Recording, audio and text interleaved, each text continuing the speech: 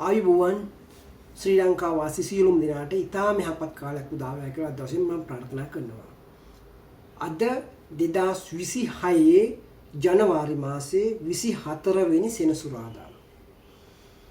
අද මම ඔයාලත් එක්ක සාකච්ඡා කරන්න යන්නේ ශ්‍රී ලංකාවේ නීතිය අනිවාර්යයෙන්ම සංශෝධනය විය යුතුමයි කියලා. ඇයි ශ්‍රී ලංකාවේ නීතිය සංශෝධනය විය යුත්තේ? අපේ රට ඉස්සර මම අහලා තියෙන කාලේ සංවර්ධනය වෙමින් පවතින රටක්. මම පුංචි කාලේ. අදටත් සංවර්ධනය වෙමින් පවතින රටක්. නමුත් එහෙම කිව්වට දැනට අවුරුදු 2කට විතර කලින් අපේ රට බංකොලොත් රාජ්‍යයක් වුණා. ඉස්සරහට තව අවුරුදු 100ක් ගියත් අපේ රට සංවර්ධනය වෙමින් පවතින රටක් විය යුතුමයි. ඇයි? එහෙම වෙන්න තමයි, එහෙම කරන්න තමයි අපේ රටට නීති පද්ධතිය දීපු රටේ අරමුණ. එහෙනම් අපිට මේ තව අවුරුදු 100ක් ගියත් සංවර්ධනය වෙමින් පවතින රට කියන තැන එක නැති කරලා සංවර්ධිත රටක් කරගන්න අවශ්‍යතාවයක් තියෙනවා නම් කරන්න තියෙන එකම දේ තමයි මේ අපේ රටට නොගැලපෙන නීති පද්ධතිය සංශෝධනය විය යුතුමයි. අපේ රටේ අවාසනාවක් කියන්නේ අපේ රටේ අවාසනාවේ අපේ රටේ අධ්‍යාපනය ලැබලා තියෙන බුද්ධිමත් කියාගන්න මිනිස්සු, බුද්ධිමත් කියාගන්න විද්වතුන්, ඔය මහාචාර්ය ටයි කෝඩ් දාලා විජාතිකයා දීලා ගිය අධ්‍යාපනයෙන් ඉගෙන ගත්ත මහාචාර්යවරු අදටත් මේ නීතිය ගැන කිසිම දෙයක් දන්නේ නැහැ.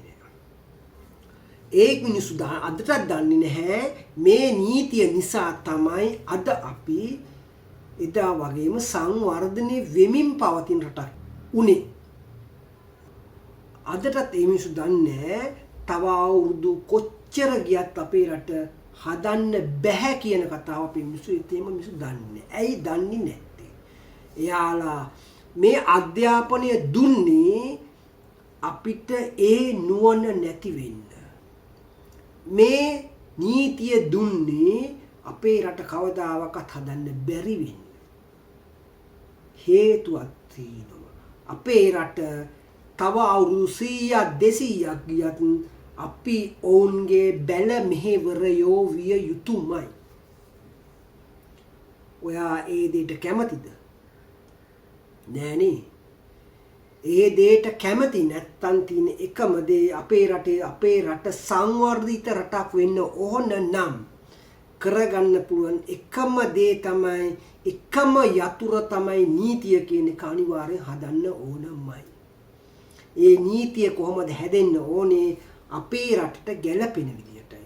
අපේ රටට ගැලපෙන විදිහට නීතිය හදන්න ඕනේ ක්‍රමයක් තියෙනවා. ඒ ක්‍රමය තමයි මම කියන්නේ. මේ ක්‍රමේ අද කිව්වා වගේ තමයි මේ ක්‍රමේ එදත් මම කියලා තියෙනවා. ওই ක්‍රමේ මිනිස්සු චුට්ට අල්ලගෙන ඒක වාසියට අරගෙන තමන්ගේ වාසියට එක එක විදිහට හද කියනවා. හැබැයි ඒකේ සම්පූර්ණ විස්තර කවුරුත් දන්නේ නැහැ. අද විස්තර අහගන්න ඉතුරු ටික දැනගන්න ඕන නම් මට මගේ නම්බර් තියෙනවා, යට තියෙන කන්ටැක්ට්ස් නම්බර් තියෙනවා, යට තියෙන ලින්ක්ස් තියෙනවා. ඒවට යන්න. ඒ හරහා මාව සම්බන්ධ කරගෙන මම එදාට කියලා දෙන්නම් මොකද්ද වෙන්න ඕනේ කියලා ටික. හරිද? එහෙනම් අපි බලමු අපේ රටේ නීතිය අපේ රටට ගැලපෙන විදියට සංශෝධනය කරගෙන කොහොමද අපි සංවර්ධිත රාජ්‍යයක් කරා යන්න ඕනේ කොහොමද කියලා. හරිද? මම සම්පූර්ණ කතා කරන්නේ නීතිය විතර කතා කරන්නම්. මේ නීතියෙත් මම අද සම්පූර්ණ ඉගෙනීමේ කොටසක් විතර කියලා දෙන්නම්. ඒක අහගෙන ඉන්න ඉවරනකම් බලන්න. හරිද? මොකද අපේ රටට ගැලපෙන විදිහට මේ නීතිය හැදෙන්න ඕනේ.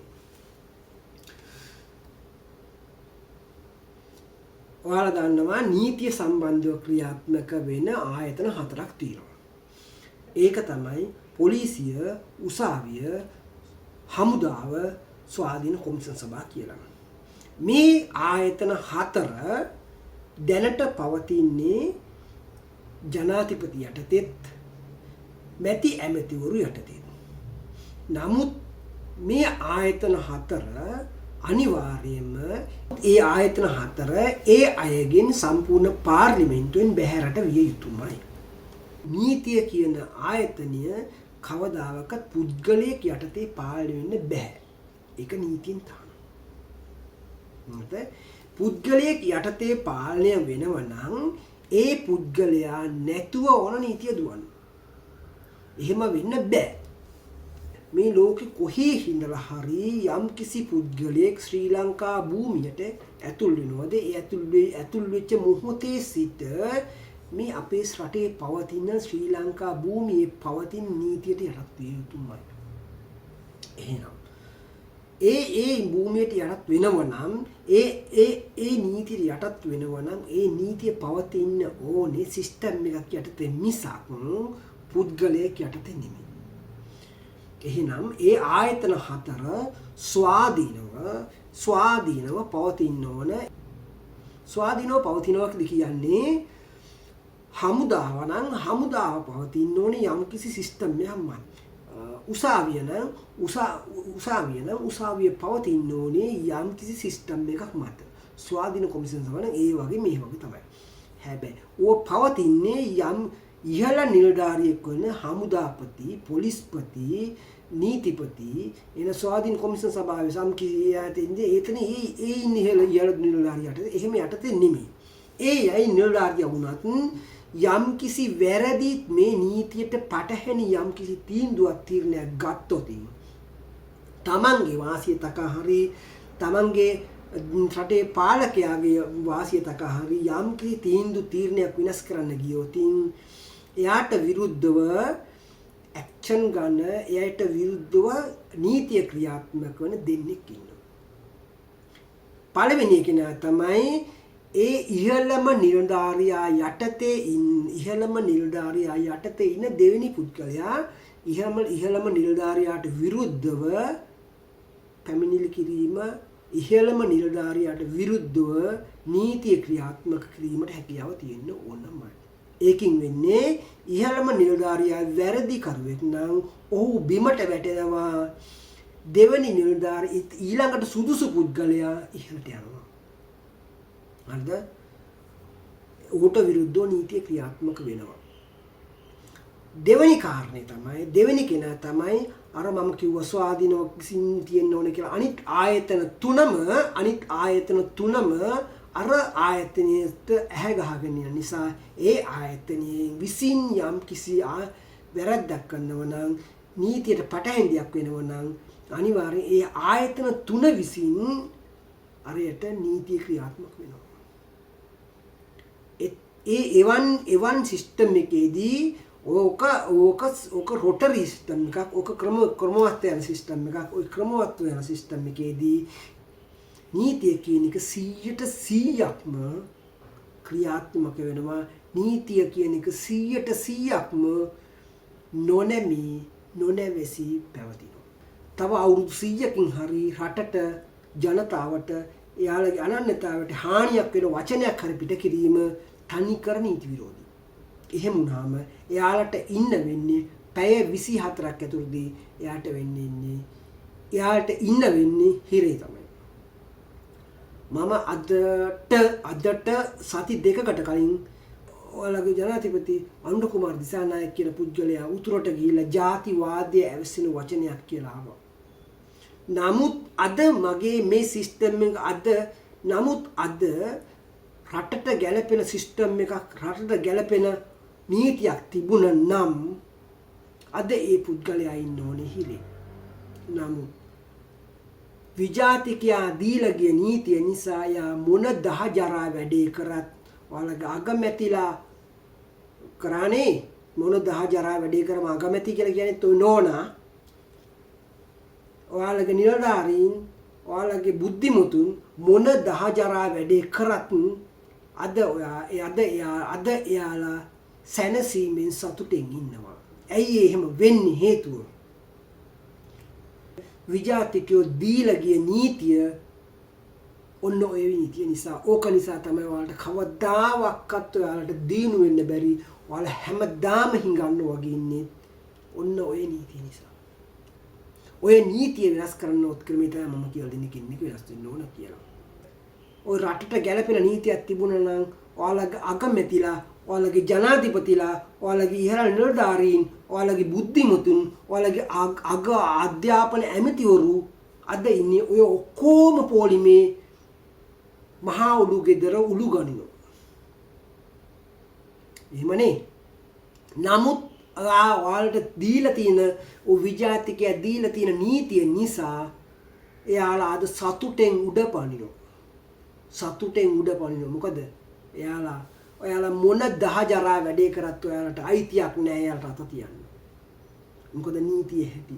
ওই නීතිය සංශෝධනය විය යුතු නේද? අනිවාර්යෙන් සංශෝධනය. අනිත් එක අපේ රටේ මිනිස්සු ලොකු මිනිසුන්ට විරුද්ධව පොලිසියේ පැමිණිල්ලක්වත් දාන්න බෑ. ඇයි? රැට ඇවිල්ලා කටට වෙඩි තියලා යන්න පුළුවන්. මගදී කොහෙන් හරි ඇවිල්ලා වාහනයෙන් හප්පන්න පුළුවන්. නැත්තම් ගෙදරට ඇවිල්ලා බලෙන්ම තර්ජනය කරන්න පුළුවන් පැමිණිල්ල අස්කර ගනින් කියලා. ඒක වෙන්න බෑ. ඒවා කෙලින් තියෙන්න ඕන. රටේ ඉන්නනම් දුප්පත් අතු ගාන හිඟන්නට පවා හැකියාවක් තියෙන්න ඕන. ජනාධිපතිට විරුද්ධව ගිහිල්ලා පැමිණිල්ලක් දාලා එයාට විරුද්ධව නීතිය ක්‍රියාත්මක කරන ඇක්ෂන් ගැනීම හැකියාව අනිවාර්යෙන් තියෙන්න ඕන. ඒක තමයි පුරවැසියාගේ අයිතිවාසිකම්. පුරවැසියෝ ඔයාලගේ නොවා මතක තියාගන්න. ඔයාලා රාජ්‍ය නායකයා කියන්නේත්, ඔයාලගේ පාලකයා කියන්නේත්, ඔයාලගේ අගමැති කියන්නේත්, ඔයාලගේ ජනාධිපති කියන්නේත් ඔයාලා හම්බ කරන සල්ලි වලින් ඔයාලා තමයි වැටුප් ගෙවන්නේ මිනිස්සුන්ට. తాවකාලික පාලකයෙක් කියලා මතක තියාගන්න.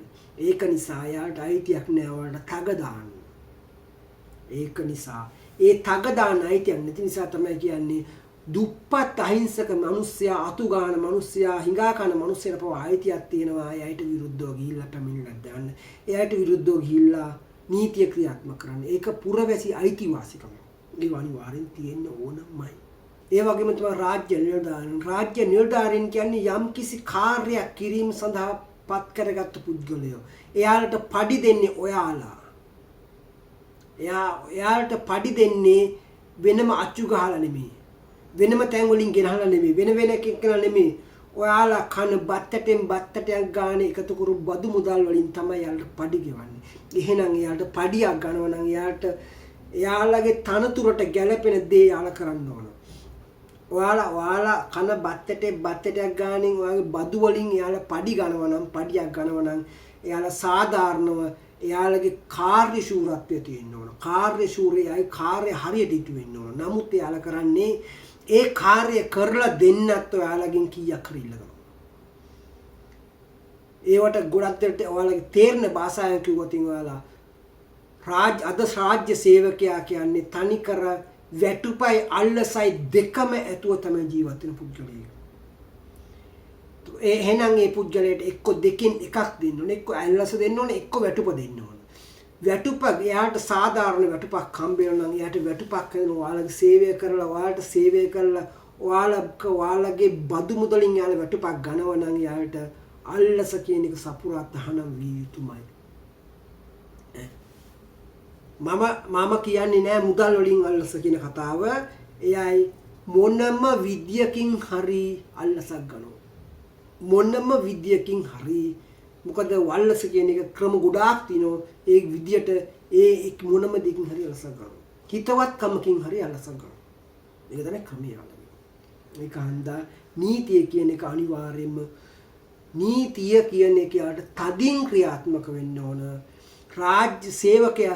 රාජ්‍ය සේවය කියන්නේ රාජ්‍ය නිලධාරියෙක් කියන්නේ රාජකාරී කාර්ය තුලදී ඒ රාජකාරී නිලධාරියගෙන් යම් කිසි කාර්යයක් කරගන්න තමන්ගේ තාත්තාවත්, තමන්ගේ අම්මාවත්, තමන්ගේ පවුලාවත්, තමන්ගේ මොනම කෙනෙක් ආවත් තමන්ගේ එයයි නෑදෑයෙක් නෙමේ, තමන්ගේ රාජකාරී නිලධාරියා පමණයි. වරද? මොකද ඒක රාජකාරිය. ඒක හන්දයි ඒක තමයි ට්‍රයල් නීතිය කියන්නේ ඒකටයි. එතකොට එහෙම වුණාම තමයි දැන් ඔයාලා දකින්නවා සමහර ආයතන මම උදාහරණ ගන්නේ සමහර ආයතනවල තින්නවා ගෙදරින් කෝල් එකක් ආවට පස්සේ අර කර යම් කිසි කාර්යයක් කරගන්න ආපු මිනිස්සු ටික හේ පොලිමේ තැම්පත් තැවි ඉන්නවා අර යම් රාජකාරී කරන පුද්ගලයා ටෙලිෆෝන් එකේ එල්ලිලා අර වරු ගණන් කය ගහනවා නේ. ඇයි එහෙම වෙන්නේ? ඒ වගේම තමයි යම් කිසි පුද්ගලයෙක් නීතියට යටත් කරනවා නම් ඒ පුද්ගලයා නීතියට යටත් කරන්නේ ඉස්සෙල්ලා ඒ සම්බන්ධව තොරතුරු අනිවාර්යයෙන්ම එක්ලස් කළ යුතුමයි. මොකද්ද මේ කතාවේ තේරුම? ඔයාලා දැකලා ඇති මම උදාහරණයක් කරන් ගන්නම්. එතකොට ඔයාලට තේරෙන විදිහට මම කතා කරන්නේ නැත්නම් මේ ගොඩක් කතා කරන්න ගියාම වීඩියෝ එක දිග වෙන්න දෙන නිසා. අපේ රටේ පොලිස් නිලධාරීන් යම් කිසි කෙනෙක් කියපු පළියට එයාට හිතුන පළියට යම් කිසි කෙනෙක් හිතුන පළියටත් අපේ රටේ පොලිස් නිලධාරීන් යම් කිසි කෙනෙක් කිව්ව පළියට එයාට හිතුන පළියට තැනකට ගියා ගත්ත පුද්ගලයා උදලගෙන ආවා දැම්මකු එකක් දෙයක් ඇන්නා දාලා කූඩුවට දැම්මා. කූඩුවට දාලා තමයි යාලා හොයන්නේ මූ කරපු වැරදි. එහෙමනේ. ඊට පස්සේ වැරදි නැත්තම් අර පොලිස් පොත බලනවා කාගේ හරි වැරද්දක් තියෙනවද කාගේ හරි එකක් තියෙනවද මේක පිළිගනින් කියලා හොඳට සලකලා රැට හොඳට ගහලා I think නැති මේකට සිය නැති වෙනම ගහලා කියන මේ වැරද්ද බාර ගනින් කියලා ඊට පහුවෙන්ද කූඩුවට දාලා නැති වැරද්දක් දාලා ඒක කූඩු කරනවා. ඊට පස්සේ මේ කිසිම වැරද්දක් නැති පුද්ගලයා හොඳටම කුටි කාලා හොඳටම ඇට කුඩු කරගෙන මාස ගණන් හිරේ දුක් විඳිනවා. ඔහොමයි නැද්ද මං අහන්නේ? ඉන්නවනේ. රුපියල් 500 ගෙවා ගන්න බැරුව රුපියල් 1000 ගෙවා ගන්න බැරුවත් අනන්තවත් මිනිස්සු ඉන්නවා. සමහර මිනිස්සු ඉන්න තමන් කරපු වැරද්ද මොකද්ද කියලා දන්නේ නැතුව හිරේ දුක් විඳින මිනිස්සු ඉන්නවා.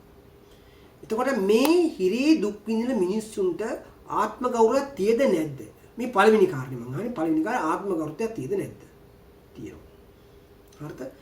අනිත් එක මේ මිනිස්සු වැරද්දක් කරලාද මේ හිරේ ඉන්නේ? නෑනේ. ඒකත් නෑ. අනිවාර්යයෙන්ම මේ ලෝකේ ඉපදෙන සතා සිව්පාට මේ ලෝකේ ඉපදෙන සතා සිව්පාවට පවා ආත්ම ගෞරවයක් තියෙනවා. නමුත් ඌ දන්නේ නෑ උගේ ආත්ම ගෞරවය ඌ දන්නේ නැති වෙනකොට ඒක වෙනම දෙයක්. නමුත් මේ හැම දිනාටම හැම අජීවී සෑම වස්තුවකටම තාම ස්වාධීනව වැඩෙන්න අයිතිය තියෙනවා. ස්වාධීන බලන ගහක කොලකුණත් එයයි වැඩෙන්නේ නිරාවරණය වූ පරිසරයක ස්වාධීනව. හරිද? ඒක තමයි කියන්නේ ආත්මවර්තය කියන්නේ. ඔයාලා දන්නේ නැතුනට ඒක තමයි ගහට තියෙන ආත්මවර්තය. මේ අපේ රටේ අපේ උපදින සෑම පුද්ගලයෙකුටම ආත්ම ගෞරවය කියන හොඳින් දැනෙනවා හොඳින් එයාට තේරෙනවා. මේ හැම පුද්ගලයෙක්ම ආත්ම ගෞරවය තියේදී පොලිසියේ පුද්ගලයාට එයාගේ හිතු මනාපෙට ඉන්න ගෙදරකට ගිහිල්ලා එයාකා කුදලගෙන ඇවිල්ලා දාලා කුඩු කරලා දාන හිරේ දෙන අයිතියක් තියෙද යට. තියෙද බං? නෑනේ. එයාට අයිතියක් නෑ. එහෙනම් යම් කිසි පුද්ගලයෙක් නීතියට යටත් කරන්න පෙර නීතියට යටත් කරනකොට කුදලගෙන එන්න පෙර නැත්නම් මාංචු දාගෙන එන්න පොල් පෙර දෙකක් ඇනලා කූඩුවට දාන්න පෙර එයයි කරන්න ඕනේ. එයයි කරපු වැරද්ද මොකද්ද කියලා තනි කර සාක්ෂි සාධක ඒ කියන්නේ විනාශ කරන්න බැරි සාක්ෂි සාධක එයයි අනිවාර්යයෙන් එකතු කරන්න ඕනේ. පොලිසිය කරන්න ඕනේ ඒක තමයි. ඒ සාක්ෂි සාධක මත තමයි මනුස්සය අත්අඩංගුවට ගන්න පුළුවන් නීතියක තමයි නීතිය කියන්නේ. මොකද කෙනෙකුගේ ආත්ම ගෞරවය 100% රැකිය යුතුමයි. මොකද පොලිසිය කියන්නේ ඔයාලගෙන් වැටුප් ගන්න කොටසක්. ඔයාලට යම් කිසි තැනකින් අසාධාරණයක් වෙනවා නම් ඒ අසාධාරණය වළක්වන්න මැඩපවත්වන්න තියෙන තැන තමයි පොලිසිය. නැත්තම් ඔයාලට කුදලගෙන ඇවිල්ලා ගහලා කූඩු කරලා හිරේ දාන ඉරක් නෙමෙයි. ඒක හන්දා ඒක අනිවාර්යෙන් මේ වගේ වෙන්න ඕන ශිෂ්ට සම්පන්න වෙන්න ඕනේ. නේද පොලිසිය කියන්නේ. තව රාජ්‍ය නිලධාරියෙක් කියන්නේ යම්කිසි නිලධාරියක් කියන්නේ නිලයක් දරන පුද්ගලයෙක්. එහෙමනේ. නිලධාරී කියන්නේ නිලයක් දරන පුද්ගලයෙක්. ඒ නිලේ දරන්නේ ගෙදරටද ආයතනයටද? ආයතනයට. යම්කිසි ආයතනයකට එයා වැඩට ගියාට පස්සේ එයා ඒ නිලේ දරන තැනට ගියාට පස්සේ එයා නිලධාරියා වෙනවා. ඒ නිලෙන් එයා කරන එයා කරන සේවයෙන් ඉවත් වෙලා ගෙදර ආවට පස්සේ එයා නිලධාරියෙක් නෙවෙයි. එයා අර ගෙදර ඉන්න නෝනගේ මහත්තයා වෙන්න පුළුවන්, නැත්නම් මහත්තයාගේ නෝන වෙන්න පුළුවන්. නැත්නම් අම්මගේ පුතා වෙන්න පුළුවන්, නැත්නම් පුතාලගේ තාත්තා වෙන්න පුළුවන්. හරිද? හැබැයි එයයි ආයතනයට ගියාට පස්සේ තමයි නිලධාරියා වෙන්නේ. මම කිව්වා නිලධාරියෙක් වුණාම එයයි අම්මාවත් තාත්තාවත් එයයි රාජ්‍ය සේවකේ පමණ නිලධාරී පමණයි කියලා. නේ ඒ වගේම තමයි ඒකේ අනිත් පැත්ත මම කියන්නේ. හරිද? ඒක නිසා එයාට අයිතියක් නැහැ. එයාගේ රාජකාරියෙන් පස්සේ ඒ නිලය ගෙදර අරන් එන්න අයිතියක් නැහැ. එහෙම නම් හොරෙක් වෙනවා. ඒ හොරෙන් අරන් ඉන්නේ. ඔව්. එහෙම වුණාම තමයි ඔෆිස් එකේ තියෙන පෑන පැන්සල හාප් සීට් එක ගෙදරට එන්නේ නැත්තේ.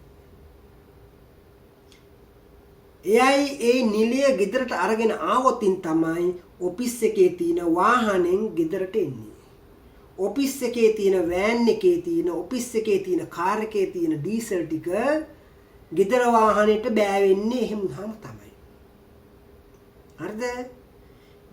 ඔෆිස් එකේ ජනේලේ තියෙන ඔෆිස් එකේ තියෙන ඉල්ලන තියෙන ෆෑන් එක යතුරු කට්ට පවා ගෙදරට එන්නේ එහෙම තමයි නිලය අරන් එන්න පටන් ගත්තාම තමයි.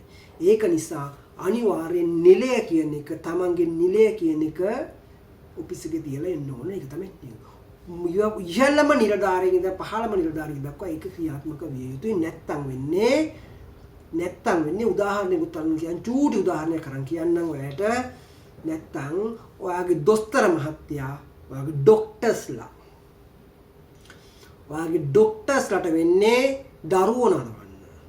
ඔයාලගේ ඩොක්ටර්ස්ලාට වෙන්නේ ලෙඩ්ඩු බලන්න නෙමෙයි, ලෙඩ්ඩුන්ට බෙහෙත් දෙන්න නෙමෙයි, ලෙඩ්ඩුන්ගේ කාර්ය හොයන්න නෙමෙයි.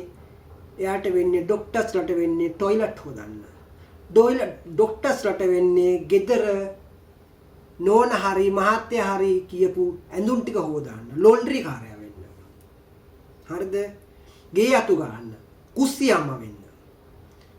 දොස්තර කෙනෙක් කැමතිද කුස්සියම්ම කෙනෙක් වෙන්න? දොස්තර කෙනෙක් කැමතිද টয়ලට් එකේ බාත්රූම් එක හොදන්න? টয়ලට් එක හොදන්න. දොස්තර කෙනෙක් කැමතිද? නෑ. ඒක හන්ද දොස්තර කමට නිගා කරන්න එපා. ඔයාගේ නිලධාරී තනතුරට නිගා කරන්න එපා. ඒක ඔෆිස් එකේ අනිවාර්යෙන් තියලා ඒ අතු හොරෙක් වෙන්න එපා. කෙලින්ම කියනවා නම් නිල හොරෙක් වෙන්න එපා. මොකද Taman දරන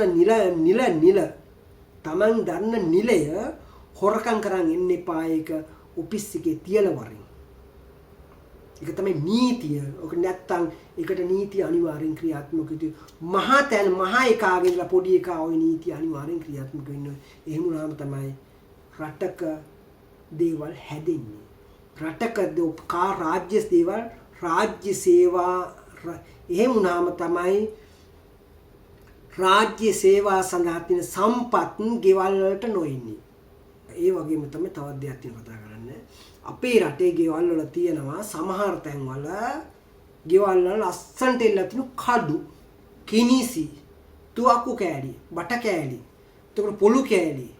සමහර ඒවා තියෙන ඔය මේ ඒ කියන්නේ ඒ ජීවීන්ට හානි කරන්න පුළුවන් ඒවා. ආයුධ. එතකොට තව තියෙනවා චේන්සෝ වර්ග තියෙනවා. කියත් අනම්මනම් තියෙනවා. ඒ කියන්නේ අජීවී වස්තුන්ට හානි කරන්න පුළුවන් දේවල්. මේවා අනිවාර්යෙන්ම තහනම් විය යුතුයි. සමහර ඒවා තියෙනවා ඔය මිනිස්සුන්ට බය කරන්න තියාගෙන ඉවත් තියෙනවා. සමහර මිනිස්සු ඔය ආයුධ නිසා කොච්චර දුක් විඳිනවද නේ. මම දන්න තැන ගමේ ඉන්නවා මිනිස්සෙක් ඉන්නවා මේ ටිකක් දුප්පත් මිනිස්සයා බොනවා. ඒ ගෙදර තියෙන කඩු දෙක තුනක් තියෙනවා. හැබැයි කඩු දෙක තුනේ ඉන්නොත් අඩුම ගානේ කොස් ගෙඩියකට කොටන්න බෑ. ඒ තරම් පරණයි. ඒ තරම් පරණ කඩුවක් වුණාට මේක විසි කරන්නේත් නැහැ. ඉන්න පොලිසිය ගමේ ඉන්න පොලිසිය අරගෙන යන්නේත් නැහැ. මොකට හේතුවද ඒක හේතුව මම දන්නේ නැහැ මොකද කියලා. ඉතින් මේ වැඩක් නෑ. දෙයක් නේ ඒක නැමෙනවා. මෙහෙම මොකක්ද දෙක කඩදාසිය වගේ නැමෙනවා ඊටමත්. තුනී. නමුත් මේක අරගෙන ඌ කරන වැඩේ වටේම තියෙන තනකොළ කපත් ඉන්නව හිටපු ගමන් මුට අර බොන්න කීයක් කරන්නේ තුනහම මු කරන වැඩේ මේ කඩුවත් අරගෙන පාරායින්ට ගිහිල්ලා මේ තනකොළ කප ඉන්න ගමන් මේ කවුරු හරි පාරේ මිනිස්සෙක් ගියොත් මල්ලි රුපියල් 100ක් දියන් හෙට හවස දෙන්න. රුපියල් 500ක් දියන් හෙට හවස දෙන්නම් කියලා. අනේ මේ හැබැයි මේ කොල්ලා ගන්න වැඩේ දැන් කවුරු ගියත් කාන් ඉල්ලුවත් රුපියල් 100 ඉල්ලපු සැනින් දෙනවා. රුපියල් 500 ඉල්ලපු සැනින් දෙනවා. ඇයි අපි දෙන්නේ නැහැ මිනිහට? නෑ. දන්නවද? අර මිනිහගේ අතේ තියෙන ආයුධෙට බයයි. අන්නේ එතකොට ඒ මිනිහ එක අරගෙන ගිහිල්ලා ඒකත් තියාගෙන සල්ලි ඉල්ලන්නේ. ඒකත් ඉල්ලගෙන සල්ලි ඉල්ලන්නේ ඒක අතේ තියාගෙන සල්ලි ඉල්ලන්නේ. අනිවාර්යෙන් දෙනවා කියලා දන්නවා. එතකොට ඊළඟ පහුවෙන්දට මේ මිනිස්සේ ණය දෙනවද මේ මිනිස්සුට? නෑ. අච්චර තමයි. ඒක අරගෙන ගිහලා මිනිහ බොනවා. කසිප්පු හරි අරක්කු හරි මොන හරි දෙයක් බොනවා. බීලිනවා. අන්න ඒ වගේ අය කොච්චර ඉන්නවද? සමහර අය ඉන්නෝ ගෙදරින් තියාගෙන තුවක්කු කෑලි අරමනන් තියාගෙන ඉන්නව ඇතිනේ. ඔය ගෙදර ගෑණිකින් සල්ලි ඉල්ලනවා. නැත්තම් අල්ලපු ගෙදර ගෑන් සල්ලි ඉන්නවා. කොච්චර දේවල් මිනිස්සු කරනවද? මේ කියන්නේ මොකද මම එහෙම කතා කරන්නේ නැත්තේ ඒක දැක්කමයි කතා කරන්නේ නැත්තේ මොකද හේතුව? මම දැකලා නෑනේ. මම දැකපු දේ තමයි මම කතා කරන්නේ. ඉතින් ඒ වගේ ඔය ආයුධ කෑලි පෙන්න මොන හරි තර්ජනය කර බ්ලැක්මේල් ඔකට කියන්නේ තර්ජනය කරලා බ්ලැක්මේල් කරනවා වගේ ඔය බ්ලැක්මේල් කර මිනිස්සුන්ගේ කරන ඇතින කොහොමද? ඉතින් ඒවා අනිවාර්යෙන් තහනම් විය යුතුමයි. ඊළඟ කාරණේ තමයි නීතිඥවරු. මේ නීතිඥවරු කියන්නේ මහත් කැත්තම කැත ආයිදී මට කතා කරන්න වචන නෑ ඇත්තටම ඒක මගේ පෞද්ගලිකව දැක්වම කියන්නේ මට කතා කරන්න වචන නැති කොටසක්. හරි කැත්තම කැත යාතික. කවුරු හරි මොනම දහජරා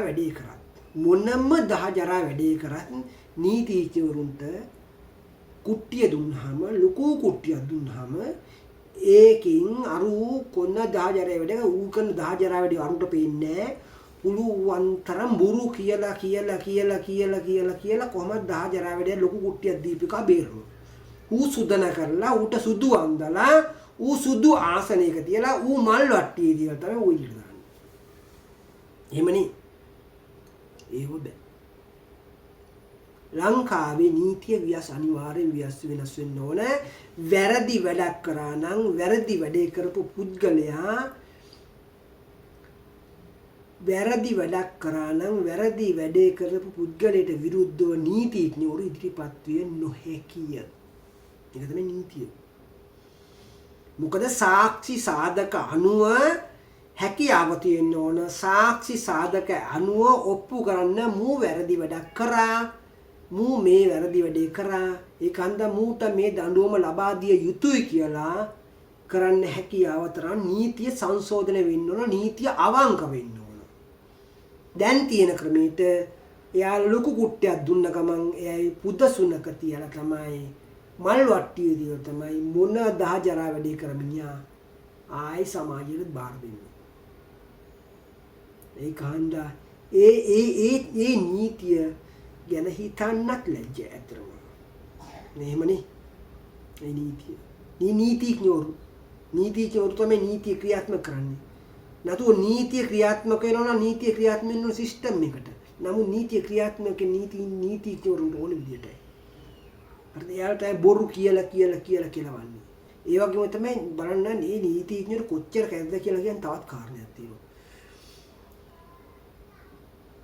නඩුවක් යම්කිසි සිංහල මිනිහෙක් නඩුවක් දැම්මොතින් සිංහල මිනිහෙක් මම මේ ගන්න සිංහල මිනිහෙක් නඩුවක් දැම්මොතින් ඒ සිංහල මිනිහාට තේරෙන්නේ සිංහල. ඒ මිනිහට දෙමළ තේරෙන්නේ නැහැ. නමුත් ඒ මිනිහට ඉංග්‍රීසි තේරෙන්නේ නැහැ.